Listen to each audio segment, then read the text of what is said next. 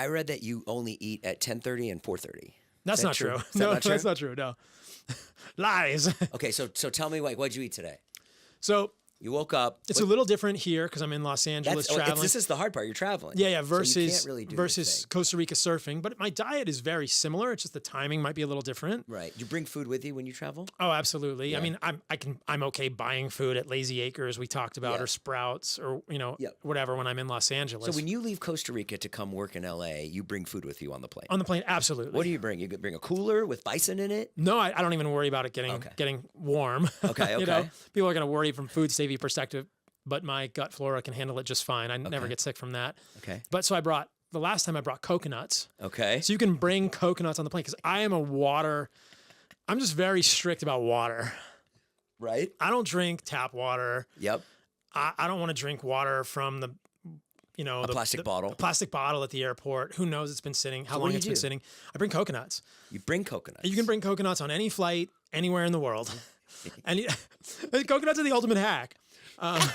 So I either bring coconuts. So you go through security with a bunch of coconuts. Yeah, almost all the time. Yeah, it's a little bit harder to get the coconuts. How many coconuts did you bring on through security? I probably got 10. 10 coconuts. Yeah, I shared them with Martin on the plane, and then I did some. And how do you crack them on the plane? Oh, I have a metal straw, and if you've ever seen a coconut, like a young coconut, there's 3 little eyes on top, and one of them is soft, and you can just push it right in there. You can just push the straw right in there, yeah. Or I could bring like a stone, because the other side of the coconut, you can take a stone and crack with a stone, and then just drink it like out of a cup. But that's more like Costa Rica style coconut. So, but there's other ways to do this. You can either bring fruit that is like very liquidy, like an orange, to stay hydrated. Or, I mean, it's not the end of the world if you have a stainless steel water bottle and you fill it up with the water, the water in the water fountain at the airport. At the hotel. What did you eat today? Oh, I don't stay at hotels.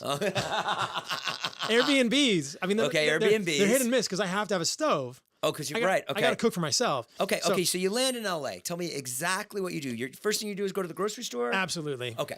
First thing you go to Sprouts or Lazy Acres. Yeah, Sprouts or Lazy Acres. You get everything, and so then you wake up this morning. Did you work out this morning? I didn't work out yet today. Okay, but you are going to. Probably today, yes. It's okay. So what did you eat this morning? What did you eat today? First thing I had when I woke up this morning was fresh squeezed orange juice. Great. I travel with a $10 orange juicer, like a hand juicer from Amazon. It's the best $10 I've ever spent. And I got the oranges. I was actually out in an orange grove in Riverside. I picked some organic oranges and I juiced those, or I'll get organic oranges at a grocery store. And I'll have the juice of probably 6 or 7 oranges this morning. And then I had some raw milk, raw kefir, and honey. And then a little later. Kefir, is that like milk? It's fermented milk. Yeah. So I've actually been to the farm here in California that makes the raw milk that I get when I'm in LA. It's called Raw Farm. It's cool. They're they're over by Fresno. And they have I think they have like 1,000 cows. They're the biggest producer of raw milk, I think, traditionally, or like accepted raw milk in the world, I think. It's pretty incredible. And I've seen the place they make the kefir. They basically have a huge, it might be 600-gallon vat of milk. They keep it at 78 degrees for 24 hours. And they put in the kefir cultures, which I think is 24 different strains of bacteria. What does the kefir do for you? It's just protein. It's just same as milk. It's just like raw milk. It's just a different texture, and it's basically had some organisms in it. So it's in some ways a probiotic, like a natural probiotic. It's like a yogurt, but I like it more than yogurt. And I'll have kefir and milk and honey, and then I make burgers. So later in the morning, I made burgers, and I had grass-fed beef burger. What time did you get up? I got up this morning about 6:30, which is later than I get up when I'm in Costa Rica. Okay. Usually in Costa Rica, I'm up at about 5:30. What time do you go to bed? Like 8 o'clock. Yeah, for real. Not you here. Go to bed at 8 o'clock? Not here, but in Costa Rica, yes. And so what do you do if someone says, Paul, I work for a big company and I love what you do. I want to take you to Mastro's and I want to do business with you. What do you do? Well, first of all, I'm going to be like, Mastro's, whatever. I can make a better steak in my own house. Okay. That's good. I like this answer. They're not serving grass-fed steaks there, Okay. Yeah, but like because I would think Mastro's would be a place that you could eat. I could definitely eat there, but it's not going to be a grass-fed steak. Maybe they do. Mastro's can correct me. But when I go to a restaurant, people might be interested in this. I'm always going to ask, do you cook the steak in seed oils? What is on the grill? Are you cooking it on just a flat top? Are you cooking it in a grill? Are there any seed oils touching the steak? I went to a nice restaurant in LA the last time I was here for a conference, and there were only 2 steaks on the menu that were not marinated in canola oil before they served them. Yeah, I would not have expected this. Right. And it was... And you're very against seed oil. I'm totally against seed oils. I think they're horrible. It's a little technical, but I'll try and break it down for Okay. you. So evolutionarily, Not olive oil. olive oil is a fruit oil. Yeah. But I have some concerns about olive oil also, which Okay. we'll hopefully get to. But seed oils are corn, canola, sunflower, safflower, soybean, peanut, grapeseed, anything that's from a seed, right? Avocado oils from the fruit, olive oils from the fruit. They're not from the seed, but we can talk about potentially issues with both of those as well. Seed oils, never a part of the human diet, completely evolutionarily inconsistent, and significantly increasing our consumption of a fatty acid called linoleic acid. And it's an 18-carbon omega-6 polyunsaturated fatty acid that accumulates in our bodies. It's just a nuance of human physiology that we accumulate this omega-6 polyunsaturated fatty acid. We hold on to it. And just like any fat-soluble, quote, nutrient, I believe we can get toxic in it. And historically, we would never have eaten the amounts of linoleic acid that we're eating now. The average American consumes between 4 and 7 tablespoons of seed oils a day from corn, canola, sunflower, safflower, soybean, etc. From Chipotle, from your salad dressing, from your tortilla chips, whatever. And to get 5 to 7 tablespoons of corn oil, you have any guesses how many ears of corn you'd have to eat? 100. 65 to 75. Wow. We would never have gotten that. Right. 5 tablespoons of soybean oil, over 2.5 pounds of soybeans. Got it. 5 tablespoons of sunflower oil, 2 to 3 pounds of sunflower seeds. Okay. You know, so it's just crazy, right? When you think about this, canola isn't even a seed. It's a rape seed that they use to make canola. What? Canola is from a rape seed in Canada. Canola is an acronym. Did you know that? Canola is an acronym. It stands for Canadian Oil Low Acid.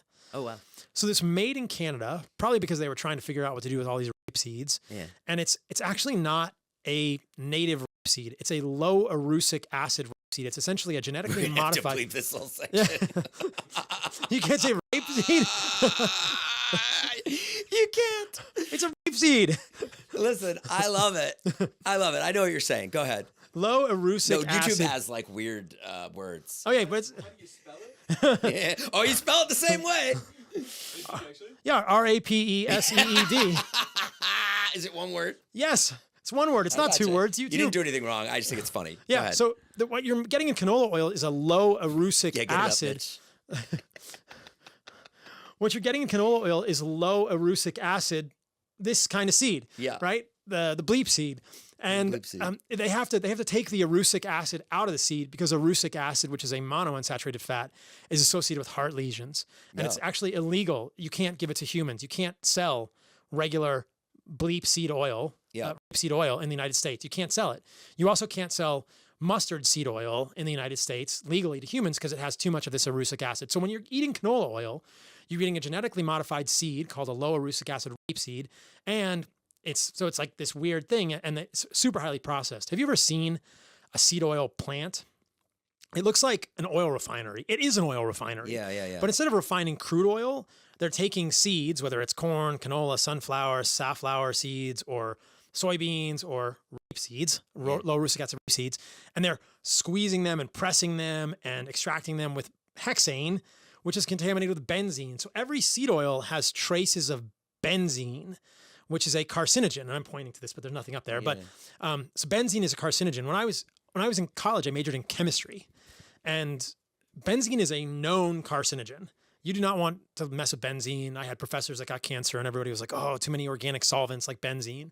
Benzene is horrible for humans. It's not healthy. It's not benign, and it's in seed oils in small amounts, but significant amounts, parts per million amounts of benzene are in seed oils. So like when I go to the movies, the popcorn, is that made with seed oil? Oh yeah, that's pure seed oils in popcorn butter. Yeah. It's not even, there's no butter in it. It's pure seed oils. There's no butter on popcorn? Mm-mm. They don't put butter on? That's movie popcorn butter. Oh, that's like fake butter. It's completely fake butter. Probably one of the worst things for you. It's probably one of the worst things. It's like the epitome of the badness, man. So that's seed oils, right? And seed oils are I horrible. like what scares you. Seed oil is horrible for like humans. Nightmares of like Not popcorn butter. Don't make me eat it. Pack of Skittles. No. Skittles are bad for other reasons, all the dyes. But yeah. Yeah, we were just learning about that. California's actually getting rid of Skittles. They're going to make them, in 5 years, they're going to have to make Skittles completely different. Oh, wow. Yeah. There's a number of dyes. So food dyes, whether it's yellow or red or blue, have been associated with all sorts of problems in humans. And there's potential kids with behavioral issues. There's other problems in animal studies. There's problems